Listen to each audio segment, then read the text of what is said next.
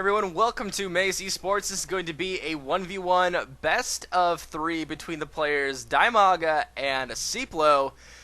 Let's see what we have in store for us today. So this is from the Craft Cup. A couple of the games ahead are going to be made by the map maker Testcraft, who is a Brood War map maker and makes maps for IC Cup TV and IC Cup tournaments. And makes for some very entertaining maps. But however, this is going to be a tried and true classic on tournaments, on Battle.net. Everyone knows the lovely Metalopolis, and everyone also notices that these players are cross-spawned from each other, so we are probably going to see a macro-style play game today. Zerg going to be going for the hatchery. Protest player probably going to be going for a 1-gate into a Nexus, then into a 3-gate. Now, what's going to be interesting to see is he going to be building on the low ground right here, which in my opinion is the correct thing to do after you get this gateway right here, because this defense right here is really going to help defend against Zergling run-bys, even early Zerg pushes, because the more funnels that you can build when you're playing against Zerg, the easier that they are to defend against. So that's usually what we see Protoss players do on this map. Dimaga not getting a spawning pool yet, so gonna be going for that. He's gonna be going for the hatchery right here on the low ground, comfortably getting his spawning pool later. So Dimaga is not scared at all. He says, yes, hatchery is going right away before the spawning pool. Probe is going to be scouting this out. Now, one thing that Protoss players can do, and one thing that is kind of risky in my opinion, and Dimaga should have tried to scout this out, was that if the Protoss player was here, a couple of Chrono boosted Zealots could make this a very difficult position for Dimaga to be in, because that Zealot will be coming out in just about a minute with Chrono Boost, and a second one coming in again. And looks like the players did lag for a little bit there. They are not seizing or anything. This is just, they are, that's just what happens. You see all their macro going on right here. So SD going to be making a spawning pool, I'm guessing right there. So spawning pool is up for the Zerg player. Chrono boosted Zealot, actually, so he is going to be going. Does it look like for a harass? Yes, it does, but I just don't think that this is going to be the best thing to do, because he is so far away by the time one Zealot gets in there.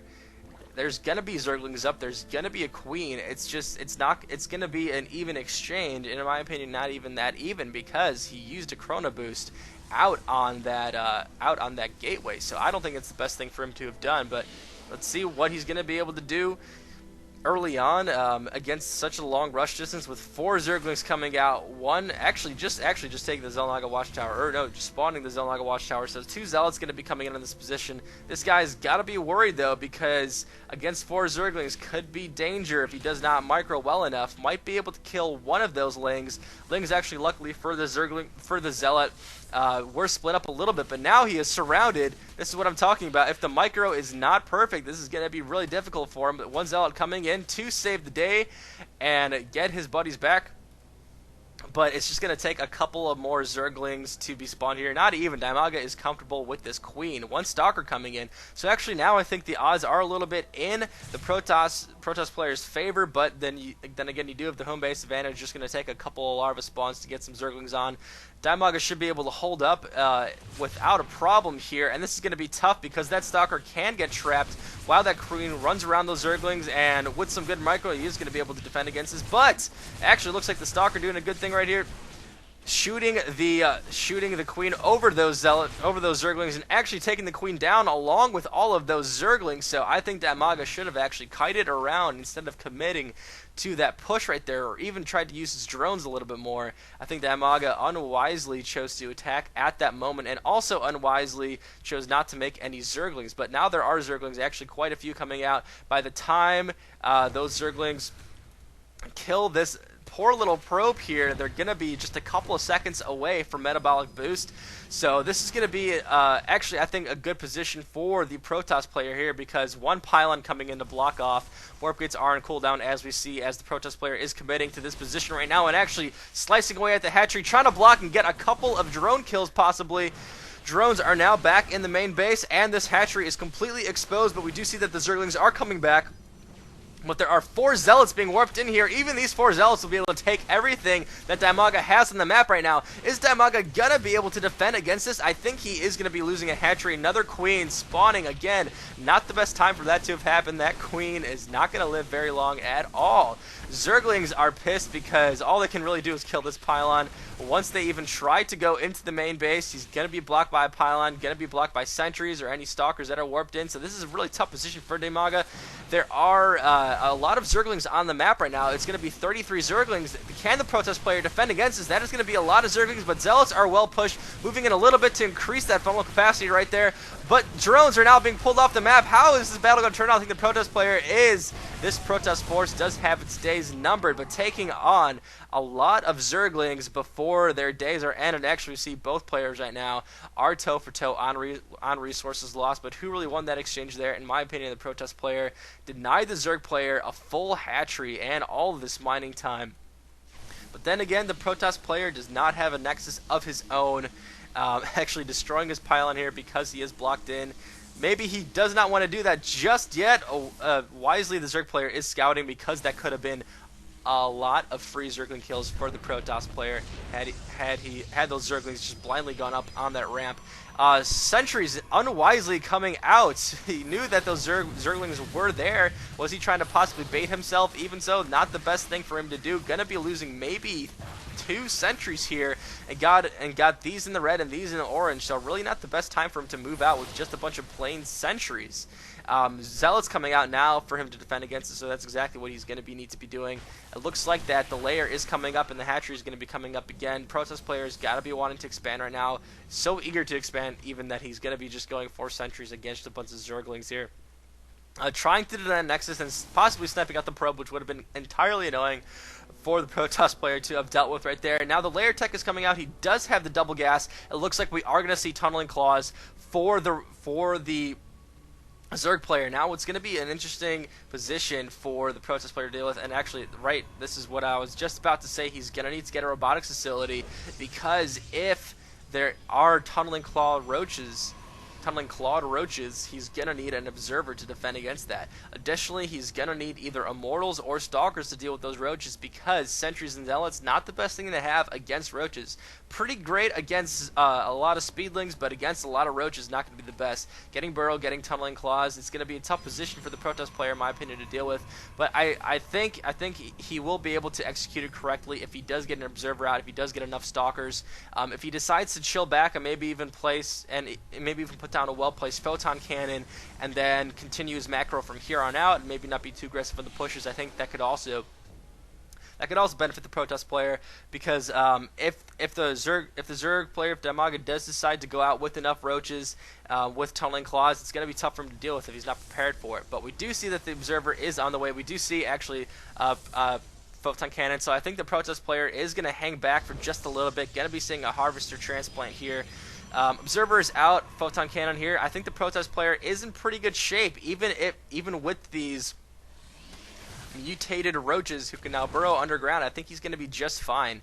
And he thinks he's going to be so sneaky here, but Observer is on the way, and roaches are going to be running away. One roach, actually, very nice micro by Dimaga right there. And it's kind of unfortunate to fight roaches with sentries, because they can just kind of burrow underneath those force fields. Very annoying. You can only trap them for a couple of seconds at best.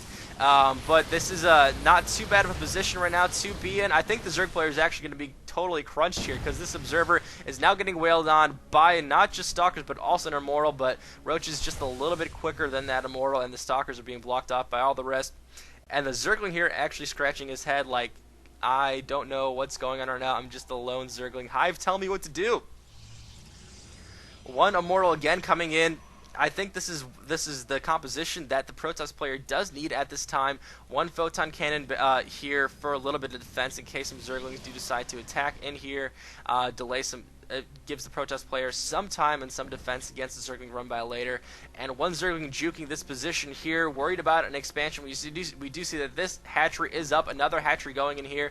So Dimaga could completely overpower the Protoss player if he does.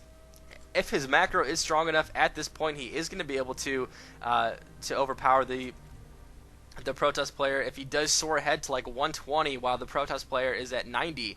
If such a situation happens, despite the fact that this composition is what the Protoss player needs, it's going to be very difficult for him to do that. And I think that is a reality. Dimaga can soar ahead. We see right here it is 100 to 84, so that scenario is soon becoming a reality. But if he does pick off a couple of roaches like that, blocks him in like this, which is going to force Dimaga to burrow and expose himself some more for a few more hits, I think Seiplo is actually going to be able to take that hatchery down. So great micro by the Protoss player, fantastic control against burrowed roaches, using those force fields very well, splitting up those forces, keeping those immortals alive there, barely even damage. Those stalkers are going to be able to take on the rest of this force, and actually producing a handful of hydras, which is what he's going to need, because those immortals and those stalkers are just so good against those roaches, and Dimaga didn't have enough for him to deal with. +1 weapons coming in for the Protoss player. This is exactly what you need to see at this point in the game, because hydras are in there. You're going to need to stay toe-to-toe with them somehow, because gateway units are not the best against hydras. They can do okay against a small amount of hydras like this, along with burrowed roaches and some lings. Then you know, what he's got is going to be enough. But yeah, I was just going to say Robotics Bay is what he's going to need. He's going to need this Colossus if he does want to stay with that Hydra tech. But actually, the Protoss force a little bit dwindled right now. Okay, so we see a bunch of Zealots popped in right now. Immortals coming in, so good thing that is not the only thing that he has. I think actually this Protoss force is looking pretty solid. Zerg player is a little bit worried. I think he needs to macro a little bit more, but Protoss player doing a great job denying hatcheries and denying macro. And Dimaga, in order to make up for that, is actually trying to get this high yield. And annoyingly plays Zergling right here. Can't even put down his Nexus. Gonna need to fly up that observer if he wants to expand. So nice play here by Dimaga here. He's gonna be getting his Nexus up. Zerg player knows this, so he might be able to actually split his forces, bringing Hydras and Roaches here, while not fully committing, and then bringing his Speedlings down to this area here and totally annihilating the economy. That would be, in my opinion, the best play for him to do right now. But let's see, might this just be a full committing attack? One Zergling scouting in to see where the Protoss player is, so he can plan his attack accordingly. But he is actually just going to go head in. Is he going to surround this position well enough? Are there going to be enough force fields to block this force off? But Immortal's not very well placed right now, actually right in the front, so the Zerglings actually tanking Zerglings and Roaches. Sniped out by all those roaches, no immortals left on the field. This is going to be a tough position for the Protoss player to mop the rest of this up. I think the Zerg player should just be committing here. There should be no reason for him to be backing up. He should just be attacking. One Colossus coming in right now, actually, so the tables have turned just a little bit in the favor of the Protoss player. Don't want to lose that Colossus, though. That's totally the wrong move for him to be doing. Just barely walking away there. Stalkers coming in, Colossus firing in on the rest of these Hydras. Zerglings coming in to save the day, and oh, losing that Colossus, unfortunately, for our Protoss player here. Hopefully he does have one more coming in soon. It was really too bad that he lost all those Immortals, because that's what he's going to need, because those Colossus are not the best against Roaches, especially when they have regeneration, especially when they have Burrow like that. So Colossus are not the best alone. You're going to need to keep those Immortals alive. Unfortunately, he wasn't able to do that. And unfortunately, he only has one robotics facility. I think he's going to need to put down another one really quickly, because if he wants to deal with those Roaches, he's going to need some Immortals, in my opinion. They're just so good against Roaches. Was not able to keep his micro up that well, but Zealot's doing a decent job here, acting as a meat shield. Colossus should be firing in on these Roaches. Should not be walking around like that. Stalkers are in a big crunch right here. Colossus is actually going to be taken down. I think this might be the end for our Protoss player if he can pull something out miraculously here, if he has all his warp gates up or something. But this is going to be a really tough position for him to defend against. Why I say this might be the end for him is because this Nexus is going to be sniped down once those Zerglings comes in, once those Roaches comes in. Those Stalkers are decent against Roaches. Once they got that speed, they pretty much become fairly equal, and once you have Zerglings attacking those Stalkers too, it's going to be really tough. Nexus is going to be coming down here. There's only one Colossus on the map, but a couple of Stalkers being warped in. Might he actually be able to mop this up? But no! GG coming in. Pinched by those Hydras and those Roaches. Unfortunately for Seiplo, who I think played well this game, his biggest blunder was the fact that he lost those immortals there. Got to keep those immortals back as much as possible, especially when you got a Zergling run by like that, and especially when you're expecting the Zerg player to attack. You should be keeping your mortals back here, because once they're staying up here, it's not going to be difficult for the Zerg player to just huddle in and snipe your immortal out once it's been weakened by Zergling's attack right around here. You don't want to keep them on your perimeter, want to keep them back here. You want to keep your zealots out here. Really, unit positioning is crucial when you don't have AoE units like Colossus to help you out in that kind of a situation. So that's why I think Dimaga was able to win this game. I think they both had the correct tech and correct composition. I think Seiplo was up a little bit, especially since he did deny this hatchery, and he denied this hatchery here too. But just taking a look at the income, once this gold was taken, even though it wasn't fully saturated, just the fact that this was hit hard enough at the right time, Seiplo wasn't able to keep up on the macro game, and we saw that here. Really needed another robotics facility, in my opinion, to pump out some immortals, because stalkers are just, in my opinion, right about toe to toe once roaches have all their upgrades on them. Gonna need something else to deal with them. Alright guys, that is the game. Enjoy the clip at the end. Rate, comment, and subscribe please to MazeEsports. Spread the word for my channel if you like what you see here.